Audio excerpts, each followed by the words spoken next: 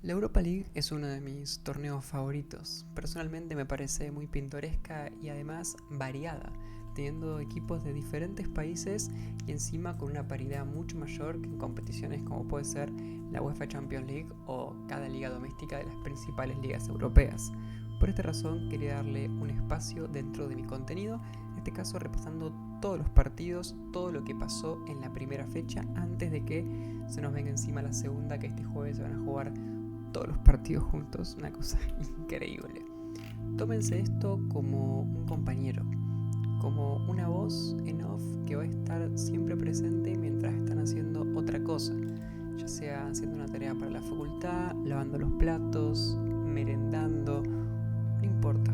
Ustedes van a dar la utilidad que ustedes quieran, pero acá no hay nada visual que pueda estimularte.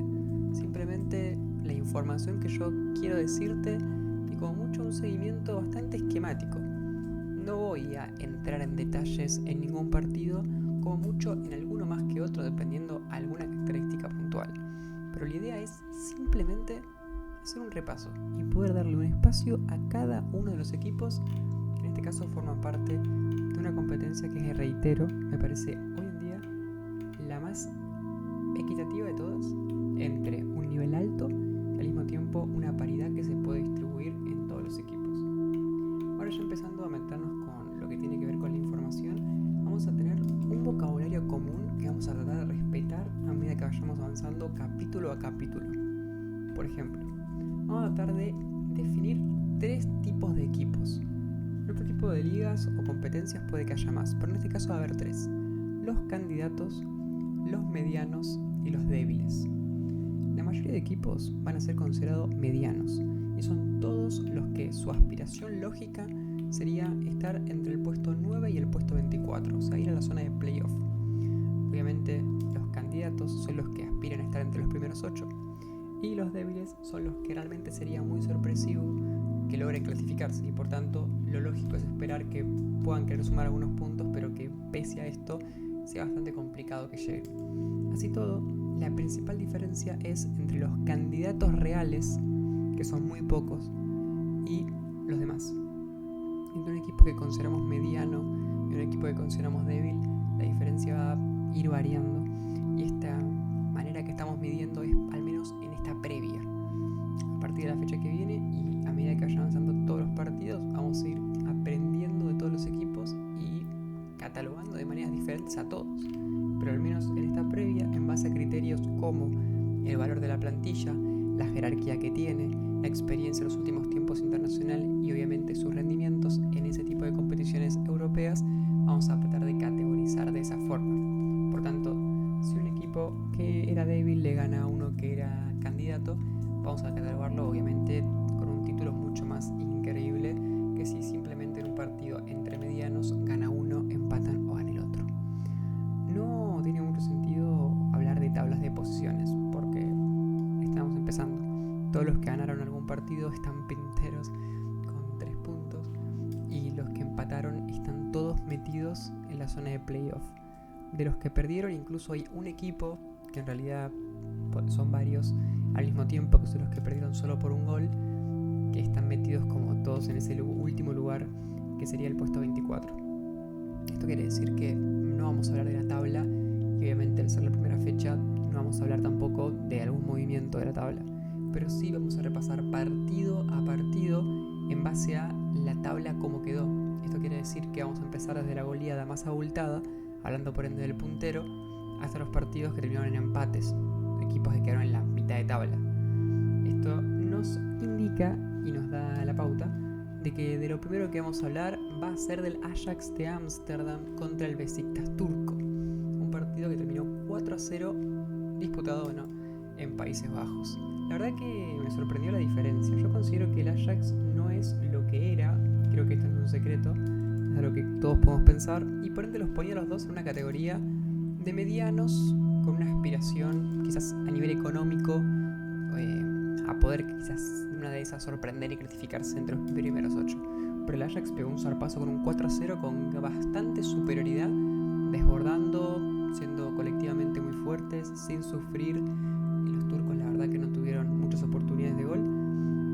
Y en este caso caso destacaría a Götze, el belga que metió 2 goles, a Fritzim, holandés joven muy desequilibrante, y al jugador africano de Burkina Faso, Bernard Traoré, ex Premier League, que también tuvo un muy buen partido. En ese sentido, los holandeses sacaron encima un rival que para mí no era fácil y una diferencia de gol que puede ser muy determinante. Esto recuérdenlo y lo vamos a seguramente repetir alguna que otra vez, en torno a que esto es un torneo corto, entonces cada victoria un poquito más abultada te puede dar un lugar un poquito más arriba. Lo mismo pero al revés para el Besiktas.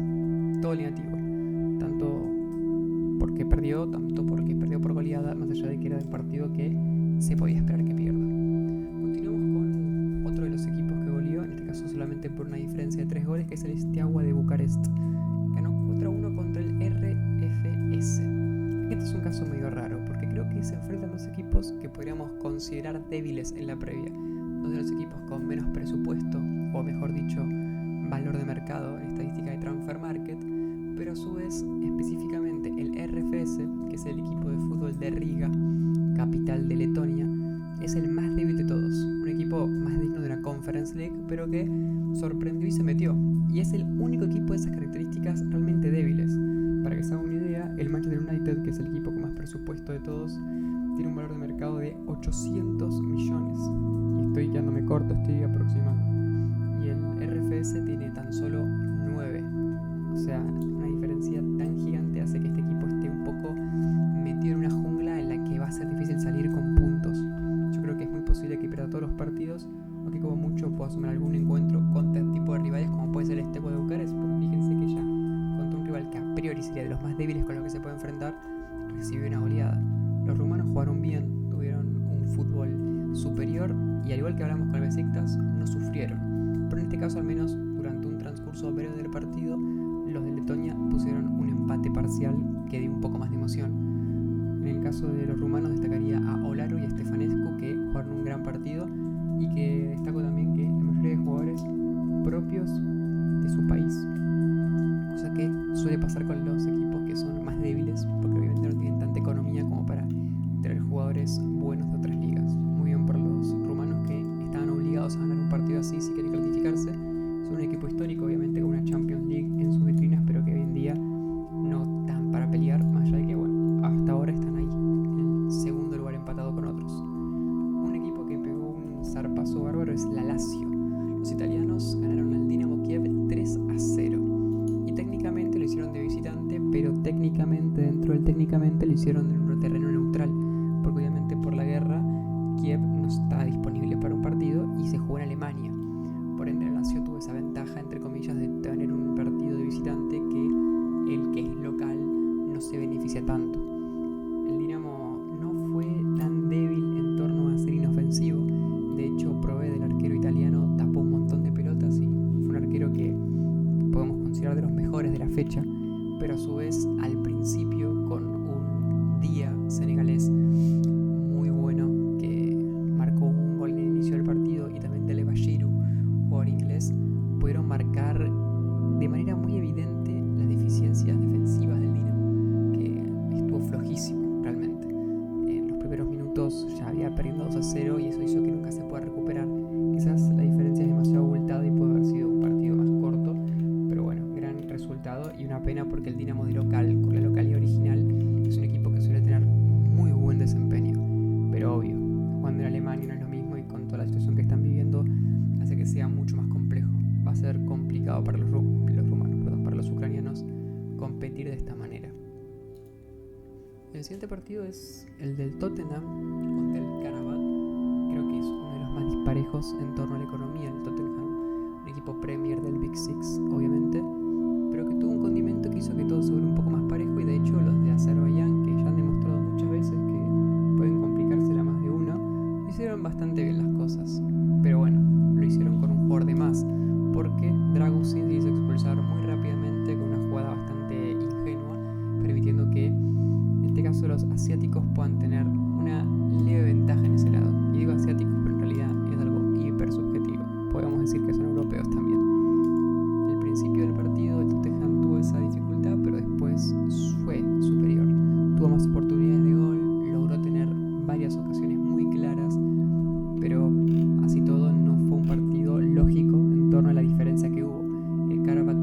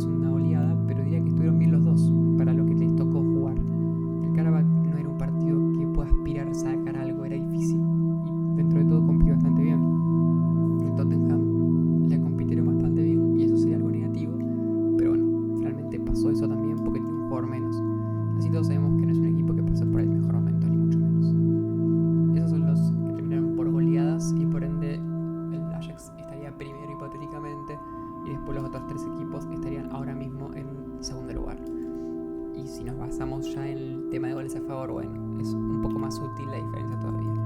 Ahora vamos a ir con los equipos que ganaron por una diferencia de 2 goles. Pero fíjense esto que estoy destacando. Hasta ahora el Ajax ganó de local, el Steaua ganó de local, el Tottenham ganó de local. El único que no lo hizo fue el Lazio, pero que técnicamente tampoco ganó de visitante. Por tanto, a estar atentos en ese sentido a lo clave que puede ser no perder puntos de local o también, obviamente, al contrario, poder rascar algo de visitante.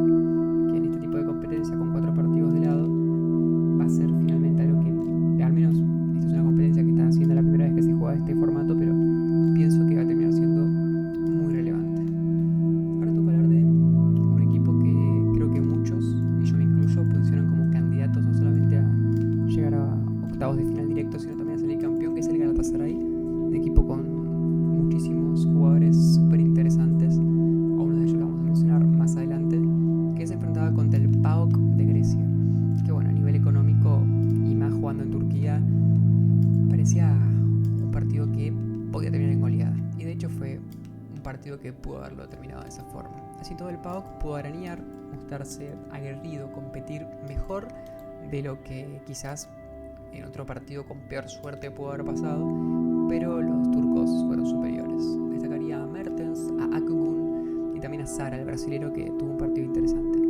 No tuvo problemas para ganar el Gala, pero de todas formas el PAOK demostró que, como ya por ejemplo lo había hecho en las eliminatorias previas, cuando había tenido un gran partido muy duro contra el Malmö en un 4-3 a favor, puede ser un equipo que haga más daño por cómo juega colectivamente que por las individualidades que tiene, que eso siempre obviamente suma, porque bueno, capaz que en vez de perder 4-0 como pierden otros, en este caso pero 3-1 por mérito propio. Otro resultado por 2 goles de diferencia fue el del Lyon, que tenía un rival difícil y que la verdad que no pensé que iba a ganar. Al contrario, pensé que iba capaz que conseguir un empate, pero finalmente ganó y ganó bien, aunque tampoco fue un partido, ya como que pasamos a una etapa de encuentros más parejos. Veníamos de encuentros en general que eran goleadas o que eran pseudo goleadas. En este caso, bueno, Lyon, Olympiacos. Nuevamente aparecen los griegos, pero en este caso los griegos más importantes, porque son los que vienen de ser el campeón de la Conference League, por ejemplo, eliminando a Aston Villa y goleando a Aston Villa con 4 goles. El partido nunca estuvo muerto como tal. El Lyon se puso en ventaja en un partido chato sin las ocasiones de gol, y después el Olympiacos tuvo mucho tiempo teniendo la pelota, pero sin ocasiones claras. Y después el Lyon, con unos buenos ingresos de Zaha, ex Crystal Palace, y Benrahma, ex Brentford o West Ham, logró liquidarlo.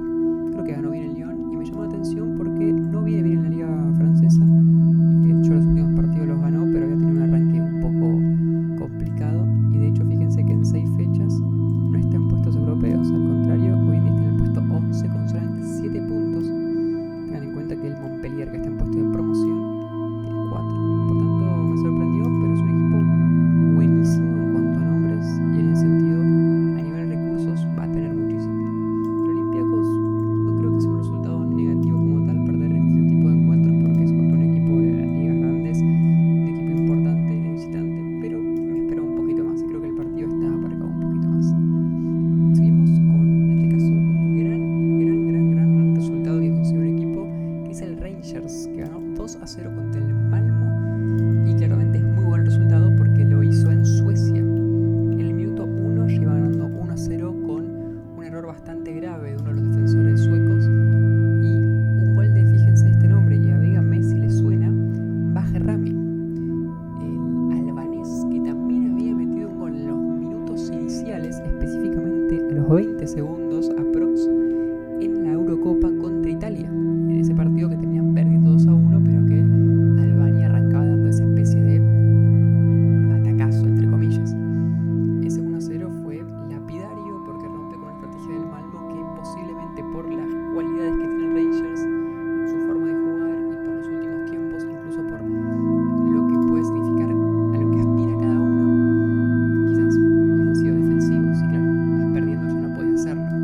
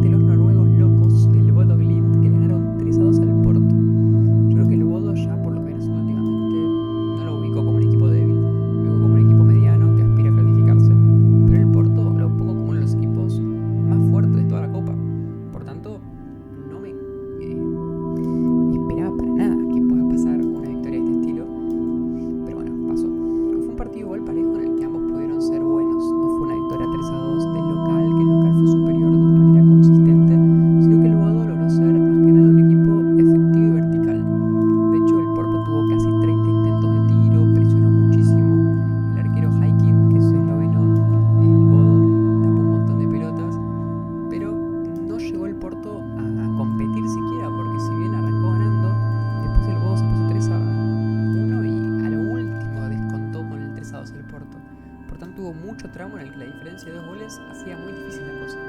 Luego el Porto nunca dejó de atacar.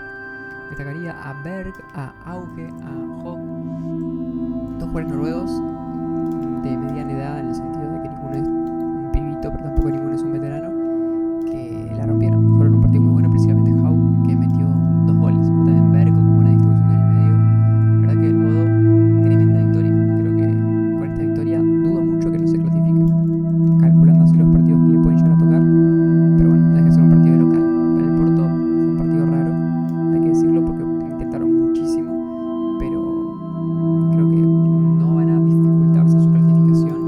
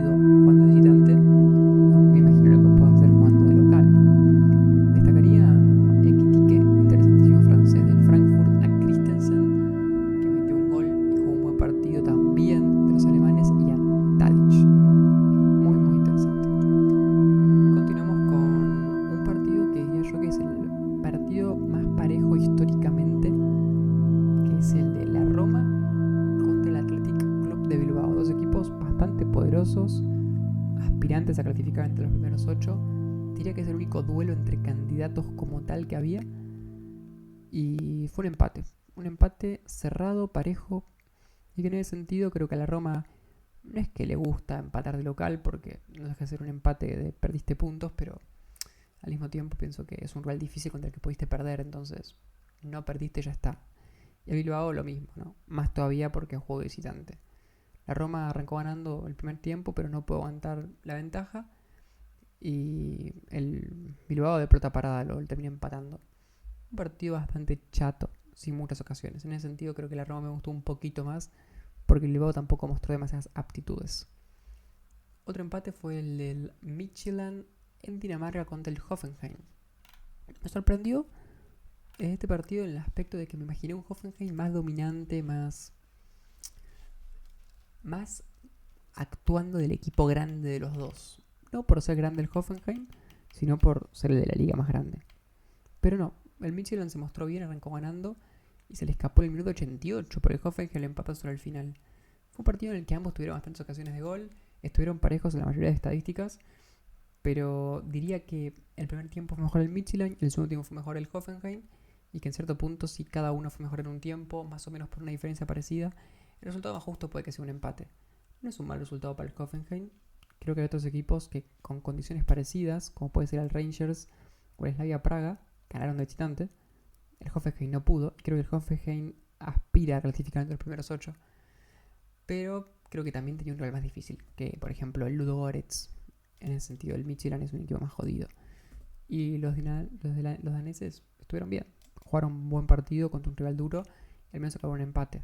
La clave para ellos, como para la mayoría de equipos de ese estilo, que aspiran a clasificarse entre la zona media, va a ser siempre los partidos contra equipos más parejos ganarlos. Vamos con el empate más polémico, más llamativo y posiblemente el resultado que te habrás enterado. El Manchester United, que no anda bien, que empata 1-1 en Old Trafford contra el Twente de Países Bajos. Verdaderamente es un partido de estos que habla más de la psicología de un equipo y no tanto de esos aspectos más primordiales como pueden ser lo que juegan. El United fue superior, atacó mejor, tuvo muchísimos más jugadores que estuvieron en un rendimiento alto, tuvo muchísimas más ocasiones de gol, arrancó ganando, pero tuvo dos errores: el no poder aumentar la ventaja y un error gravísimo de Eriksen en una salida en el propio campo que terminó provocando el empate. Y tampoco pudieron recuperarse de ese gol y empataron. Destacaría a Van Rooij, lateral del Twente, que me encantó. Por otro lado, no es un resultado que te perjudique mucho. El United le puede ganar a cualquier equipo de acá. Tiene mejores jugadores que todos los equipos, pero el problema es cómo juega, no tanto los jugadores que tenga. El punto es que empatar un partido no va a hacer que el United quede fuera de nada. Para el Twente es un resultado histórico y posiblemente que lo llena de esperanzas. Y de hecho lo hace, porque lo pudieron competir en los equipos más complicados y encima sumaron punto de visitante. Así que imagínense. Nos queda un único partido y posiblemente uno de los más aburridos, que quedó al final por pura aleatoriedad, porque esto no es los empates, los puso así por una cuestión aleatoria, que fue el del Niza contra el Real Sociedad. Partido de dos equipos de ligas grandes. Yo creo que por presente de la Real en la Liga Española no lo pondría como candidato a clasificar entre los primeros 8. No tuvo un buen arranque, pero por equipo y por lo que suele ser, obviamente es hiper candidato a ganar la Copa o a hacer algo importante en la fase de grupos. El Niza es un equipo raro, la verdad. La Liga Francesa arrancó mejor que la Liga Española, pero tampoco tan bien. Después de este partido contra la Real, le metió una goleada terrible al Saint-Étienne. Pero terrible. Le metió como 8 goles. Una cosa rarísima. Un partido muy parejo, la verdad. Un poco mejor diría el Niza, porque arrancó perdiendo, entonces después tuvo que empatarlo y después con el envión y al ser local lo fue a buscar y lo presionó un poco más, pero medio parecido a lo que pasó con Roma y Athletic Bilbao. No hubo unas diferencias tan considerables y creo que el empate es lo más justo. Y en ese sentido, para el Niza, enfrentarse contra uno de los equipos con más presupuesto que hay en toda la Copa y no perder, no creo que sea malo. Y para la Real, jugar contra un equipo de las 5 grandes ligas y no perder, no creo que sea malo. En ese sentido, al ser 8 fechas, hay margen de error y creo que ninguno va a verse realmente arrepentido por lo que haya pasado en este partido. Hasta acá la,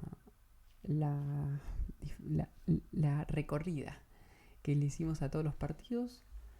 La verdad que me gustó esta primera fecha, creo que hubo sorpresas, pero dentro de todo también se manejó dentro de un margen lógico que nos permite tener cierto grado de predecibilidad y análisis. La fecha que viene se va a jugar este jueves todos los partidos y voy a mencionar algunos de los partidos que me parecen interesantes para tener en cuenta dentro de los equipos que arrancaron de la mejor manera. Porque realmente si me pongo a pensar qué es interesante y qué no, voy a terminar mencionando a todos. Y para no hacerla muy larga voy a mencionar solamente los equipos que en la primera fecha golearon. El Tottenham juega en la primera jornada contra el Ferencváros en Hungría.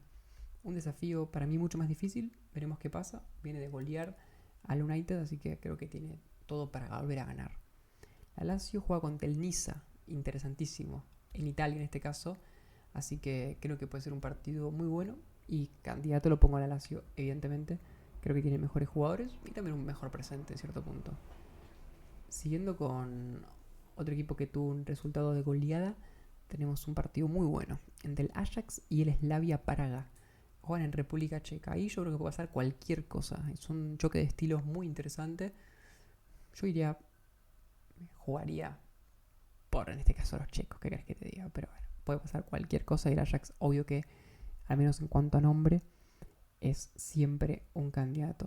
Y nos queda solamente el partido que le corresponde al Steaua de Bucarest, que va a jugar de visitante contra el PAOK. Que personalmente, si el Steaua se quiere clasificar, creo que es un rival al que pueda aspirar mínimo a empatarle. Y no creo que pensar que pueda ganar sea algo descabellado. El PAOK, obvio, que es un partido hiper ganable. De los que más tiene que ganar, diría yo. Porque es de local y contra un rival de los que posiblemente los pocos que pueden verse parejos o que sean incluso peores. Así que hasta acá el video, o en este caso el podcast, esta pequeña sección. Díganme qué opinan de todo esto y qué esperan de esta competición y también qué opinan de este formato.